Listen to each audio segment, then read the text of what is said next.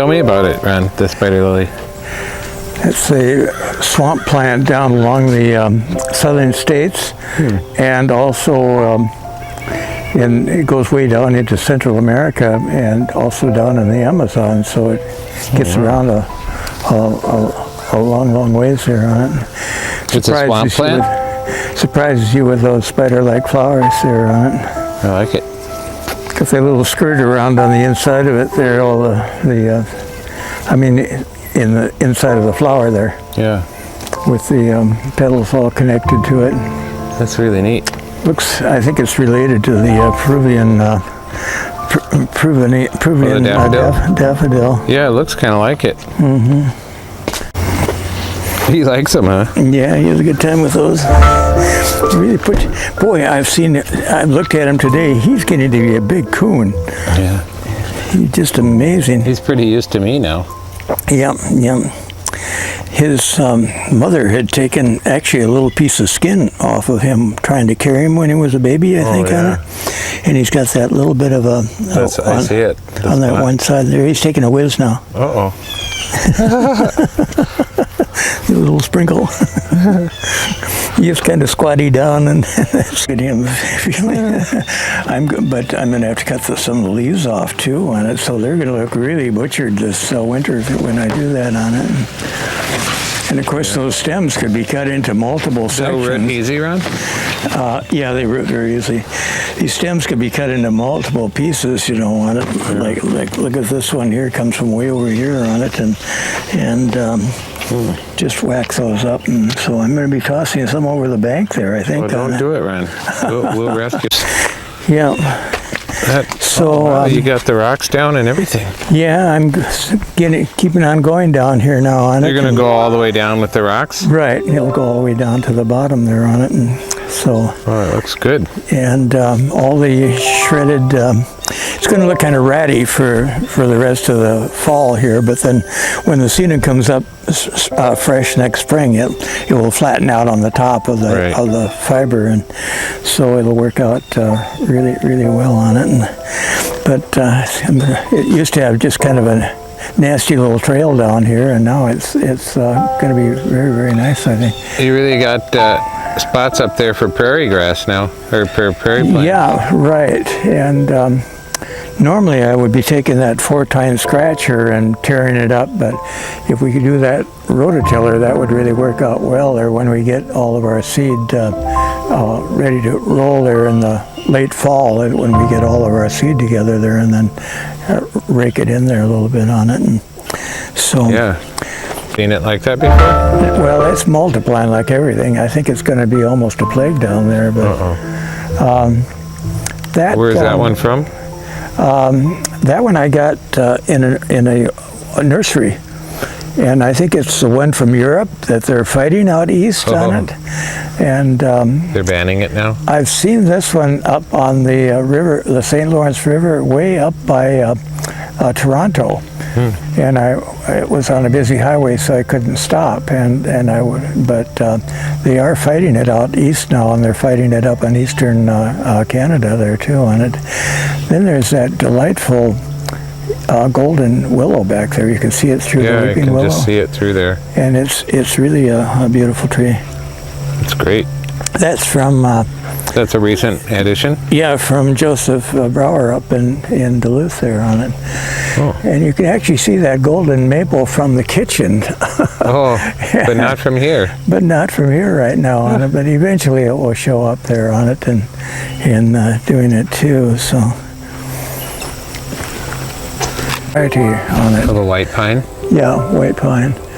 And so it's going to turn into a big tree. It's not a dwarf. It's okay to have one tree in the garden like that? Oh, yeah, it'll be fine there on it. And so it will probably get rustic looking. You can see a couple branches that are broken off there with the snow already. Yeah. And I'm sure it will keep on doing that. And there's your honey locust. You got to get this out of here this fall. Yeah. I heard it'll be too late, Ron. Yeah, it's really getting to be a big one there on it. Yeah. When's the best time to do it, you think? When the leaves are all falling off of it. Okay, not till then? Well, it won't be too big to move. No, I think it should be okay. This is a weed that I don't know what it is, and That quickweed thing. no, it's not a quickweed. It's something else. This is prostrate spurge Spurge, yeah. down here, but this is that weed again, and It's your bane, Ron. you can see the little individual seeds in the clusters here on it, and so. You don't remember when it came in, huh? No, I don't exactly remember. You have to be very careful with nursery pots. You know, you can get some of that kind of stuff. Boy, here's a big one here. Oh no, that's that same one. Yeah. Hey, Look at the size. a lifetime supply right there. Size there on it. But there's a lot of unusual things. That one there is. That's in the potato nightshade family with the little purpley flowers way back in there. That's something you wanted there? Yeah, that's a vine, and that's an old Victorian vine. And it, trying to think of one of the common names for it It's a there. potato family? Yeah, it's in the potato family, but It's getting taken over by pokeweed. yeah, it's got a nightshade. Are the pokeweeds annuals, Ron? No, they're perennial. But anyway, that was a favored thing in the old Victorian gardens with those. They put it on an arbor and have the little purpley flowers on it and do it. And this. Oh, yeah. And we're going to get one or two of these at the shop there for you next year. Those hydrosmes, I think they'd be fun to grow. Did you see the big stems way in the back there? I think those back two of them there will probably have a flower at least 5 feet tall this year. Great. So they're going to really get up there, and boy, there are going to be some big stinkies there when that happens on Got it an as apple, well. Ron. So anyway. A centennial. Oh, he's got an apple. He went up and got one then on it. Yeah. Says, I got to get my apple. He's lost his 2 fangs now, his baby teeth. So he'll be getting new fangs there now. No boy. I told him he'd have to put those underneath his pillow for the raccoon tooth fairy. See what a raccoon tooth fairy would bring him there on it. Probably an ear of corn or something instead of some coins. Oh yeah, it's really filling in here, Ron. Yeah. I just cut this grass last week and it's ready to mow again. I'm gonna, when I get done with that pebble garden, then or the pebble trail there, then I've got to cut all of these crazy verbascum off here on it. Oh yeah. They're getting to be. This is that Korean feather reed grass. I took a plant of that up to Al Sargent there, and so I'm wondering how his gets that. That's really an attractive one. It gets cinnamon-colored plumes on it. And yeah, these are the ones. The super ones. These are the ones. They've got to be 12 feet high, aren't they? They're way up there. Yeah, probably close to that. Right. You've never seen them get that big? Never this big, no. Wow. They're just crazy on it. And that's 1 year's growth.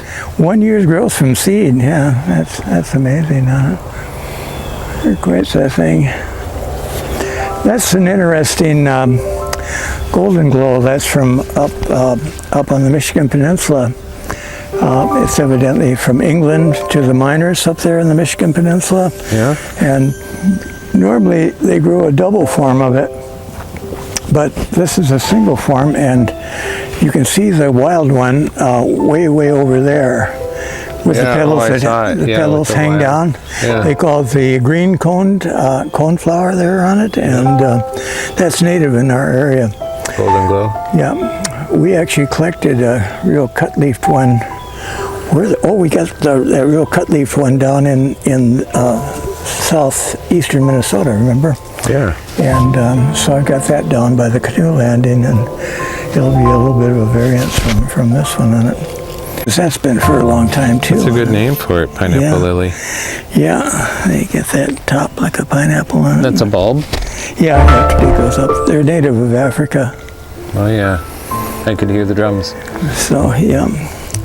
And that's that blackberry lily that gets that seed like a dried blackberry on it. Yeah. That poor gladiola, that's the last of my gladiolas From years ago? from years and years ago. Used to grow rows of them in the garden, and I would make all the arrangements in the church and stuff out of them. And this bulb has been just sneaking along with these other bulb things here otherwise. And that, we don't dare use the real terminology on it. Which one, Ron? that one right there. Oh, That's the one that's native to Louisiana. oh yeah. Pat only knows. Yeah, right. So Pat Yet, only knows. look at that big bittersweet. Yeah, That's, putting out berries. and oh, here he is already. And that could be a real pest, Ron? Yeah, it's running all over out there.